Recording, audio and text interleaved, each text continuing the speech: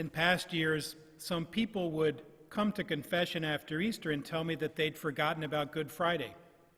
They'd confess that they'd forgotten to fast, or that they ate meat, or went shopping on Good Friday, the day that Jesus died on the cross, and they felt really bad about it. And I understand how it can happen. In past years, the world didn't stop because we called it Good Friday. People still had to work or go to school. Some had to travel or just take care of all the tasks of daily life. I'm guessing I will have fewer of those confessions this year, whenever they start up again, because right now every believer is experiencing Good Friday every day. The coronavirus and the life changes brought about by this pandemic are giving everyone a stark reminder that crosses, that suffering and sacrifice and death are inevitable parts of life.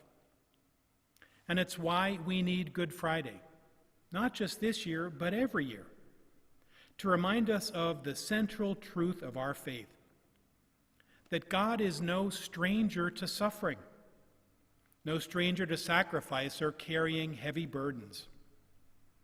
This pandemic is not a punishment from God. I can't stress that enough. We live in a fallen world. But Good Friday teaches us that Jesus suffered and died on the cross to save the world and to redeem the fallen. God knew that we'd each have crosses to carry, and that's why God became one of us. Jesus Christ entered our hurting world to rescue us. On the road to Calvary, Jesus endured all the suffering and pain and crosses our world is going through right now. For example, there have been news accounts of those with the coronavirus being separated from their loved ones in their final hours, couldn't hold their hand or kiss them, couldn't offer words of comfort or even say goodbye. It's painful to imagine feeling all alone at the hour of death.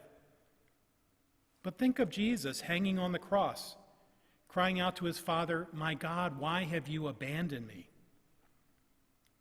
There have been other stories about those who are caring for elderly relatives in this pandemic. They worry, what will happen to them if I can't be with them or if I get sick or die? Well, didn't Jesus face that when he met his mother while carrying his cross to Calvary? His final act of love before he died was to make sure that when he was gone, his mother Mary was cared for by the Apostle John. Other news stories describe the pain that healthcare workers are going through watching their patients struggle to breathe, just like what Jesus endured for hours hanging on the cross until he breathed his last. None of us know where this pandemic is heading, how long it will last, or how painful it will be. Well, Jesus experienced the agony of uncertainty, not knowing how painful his crucifixion would be, or how long the agony of his death would last. So physical pain, abandonment, worry for loved ones, and uncertainty, everything the world is now going through, Jesus endured on Good Friday. We have a God who entered into suffering to remind us that when we suffer, we are never alone. Our God who carried the cross to Calvary is with us, helping us to face whatever life throws at us. So today, I invite you to do two things. First, if you have a crucifix in your house, maybe on a wall or table or even on a rosary, take a few moments today to hold that crucifix, to meditate on what Jesus did for you on the first Good Friday. And as you meditate, pour out your pain, your worry, your concerns for yourself, for your loved ones, or for the world. And second, if you feel like you're losing hope or struggling to make sense of what seems so senseless right now, turn to Christ and embrace his cross.